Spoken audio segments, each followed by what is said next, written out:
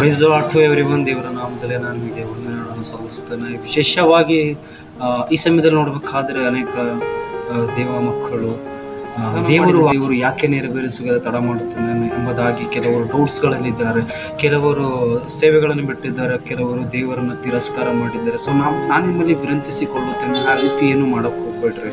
ಅದರದ್ದೊಂದು ಕೆಲವೊಂದು ವಿಷಯಗಳು ನಾನು ನಿಮಗೆ ನೆರವೇರಿಸಕ್ಕೆ ತಡ ಮಾಡುವವನಲ್ಲ.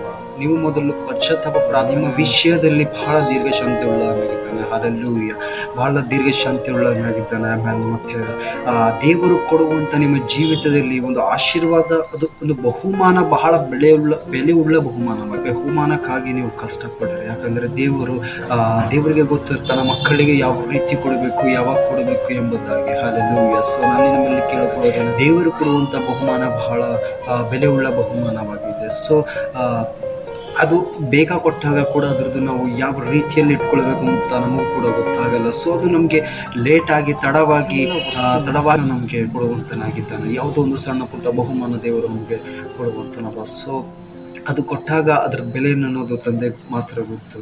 ಅದಕ್ಕೆ ನಾವು ಪುರಸ್ಕಾರ ಮಾಡಬೇಡ್ರಿ, ದೇವರನ್ನು ಪ್ರೀತಿ ಮಾಡಿರಿ. ನೀವು ಸ್ವಲ್ಪ ಪ್ರೀತಿ ಮಾಡಿದಾಗ ದೇವರು ನಮಗೆ ಬಹಳವಾಗಿ ಹಚ್ಚಿಕೊಳ್ಳುವಂತನಾಗಿದ್ದಾನೆ. ಹಲ್ಲೆಲೂಯಾ. ಸೊ ಅದಕ್ಕೋಸ್ಕರವಾಗಿ ಒಂದು ನಿರೀಕ್ಷೆ, ಸ್ವಲ್ಪ ದಿವಸ ಕಾಲ ಅಷ್ಟೇ, ಆದರೆ ದೇವರ ಮಾತ್ರ ತಿರಸ್ಕಾರ ಮಾಡಬೇಡಿ. ಸೊ ನಾನು ನಿಮ್ಮಲ್ಲಿ ವಿನಂತಿಸಿಕೊಳ್ಳುತ್ತೇನೆ.